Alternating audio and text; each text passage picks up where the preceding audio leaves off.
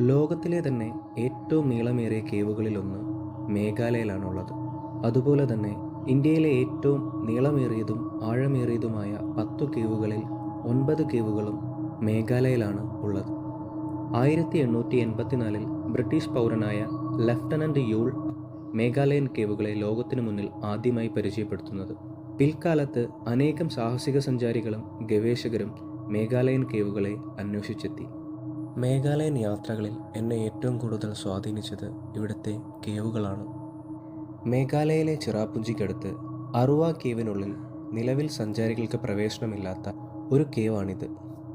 വളരെ ഇടുങ്ങിയതും അപകടകരമായതും ഓക്സിജന്റെ അളവ് കുറവായതുകൊണ്ടും തന്നെ സഞ്ചാരികൾക്ക് ഇവിടേക്കുള്ള പ്രവേശനം കർശനമായി നിരോധിച്ചിരിക്കുന്നു. ഒരാൾക്ക് ഇരുന്നു നീങ്ങാൻ കഴിയും അത്ര വലുപ്പം മാത്രമേ ഈ കേവിനുള്ളൂ. ചിലയിടങ്ങളിൽ ഇഴഞ്ഞു നീങ്ങാൻ സാധിക്കുന്ന നാരോ റൂട്ടുകളാണുള്ളത്. ഇതിനുള്ളിൽ തന്നെ സ്പ്ലിറ്റ് ചെയ്ത് അനേകം നാരോ റൂട്ടുകളുണ്ട്.